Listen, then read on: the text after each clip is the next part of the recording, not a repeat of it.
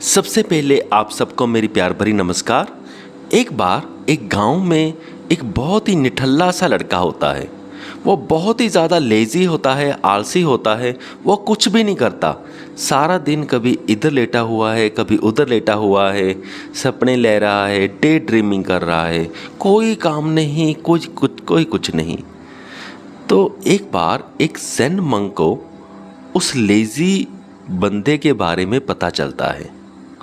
तो वो वहाँ पर आता है। जब वो वहाँ पर आता है, वो लेज़ी बंदे को देखता है। तो वो उसे कहता है कि तुम क्या मेरा एक काम करोगे? तो लेज़ी बंदा कहता है कि यार मुझसे काम वाम तो नहीं होता, मैं तो वैसे ही बहुत आलसी बंदा हूँ, मुझे तो रेस्ट करना है। तो ज़ेन मंक उसे कहते हैं कि मेरा काम सुन तो ले कि है क्या।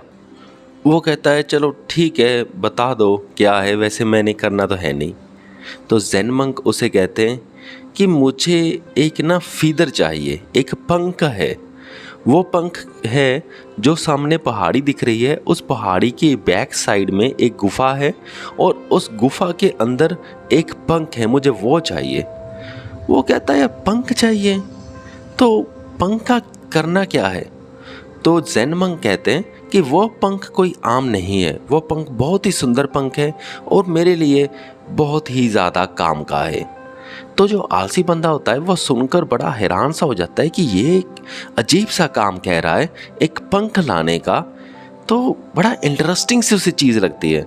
वो कहता है कि पता नहीं उस पंख में क्या होगा, मैं भी तो देखूं कि उस पंख में ऐसा है क्या जिसके लिए ज़ेन मंक इतना मुझे कह रहा है। तो वो कहता है चलो ठीक है, मैं आपको वो पंख ला देता हूँ। तो ज़ेन मंक कहते हैं ठीक है। वो सामने पहाड़ी है और उसकी बैक साइड में एक गुफा है, उसके बीच में पंख है, तुम जाकर ले आओ। तो वो कहता है ठीक है। अब आलसी बंदा क्यूरियोसिटी में वो पहाड़ी चढ़ने लगता है। वो पहाड़ी चढ़ता है, बहुत ज़्यादा थक जाता है, उसकी सांस फूल जाती है, थोड़ा सा रेस्ट लेता है, वो फिर पहाड़ी चढ़ता है।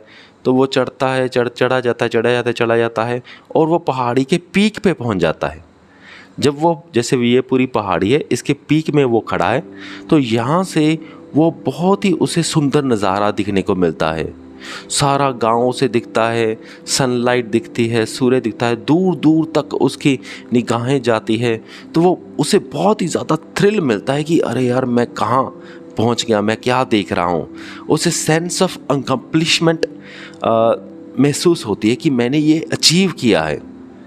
तो वो 10-15 मिनट वहीं पर वही नज़ारा को एंजॉय करता है। फिर वो सोचता है अरे मुझे तो अभी पहाड़ी की बैक साइड में भी जाना है, अरे गुफा भी ढूंढनी है, तो मुझे यहाँ नहीं रुकना होगा, मुझे आगे जाना होगा।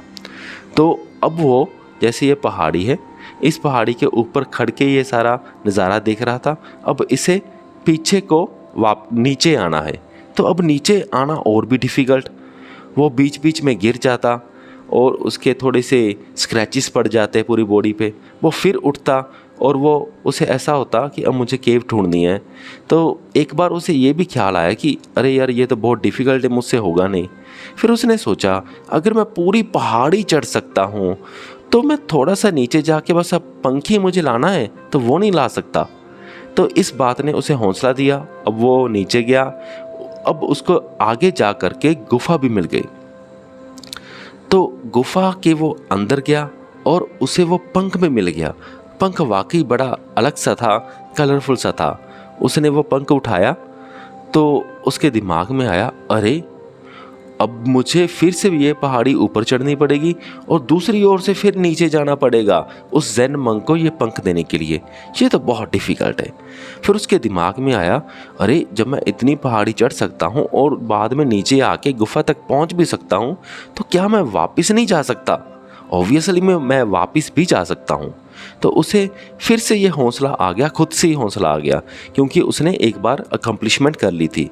तो फिर से वो वापस चढ़ा और दूसरी ओर वापस ज़ेन मंक के पास पहुंचा। जब वो पहुंचा उसकी बुरी हालत हुई पड़ी थी, उसके पूरे फेफड़े सूखे पड़े थे, गला सूखा पड़ा था, पर उसने ज़ेन मंक को वो फीदर दे दिया। तो ज़ेन मंक ने वो फीदर ले लिया। तो ज़ेन मंक उसकी ओर तो हल्का सा हंसने लगे।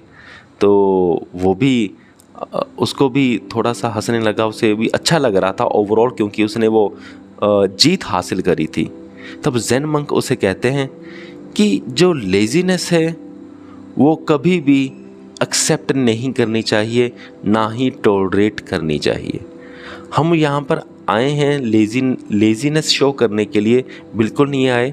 हम यहाँ पे कुछ हासिल करने के लिए आए हैं, स्पिरिचुअल प्रोग्रेस को हासिल करने के लिए आए हैं। तो यहीं पर कहानी ख़त्म होती है। तो इस कहानी से हमें बहुत कुछ सीखने को मिलता है।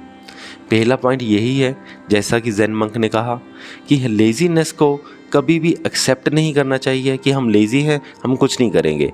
हमें कभी भी ये एक्सेप्टेंस नहीं करनी चाहिए, ना ही कभी हमें इस लेज़ीनेस को टॉलरेट करना चाहिए।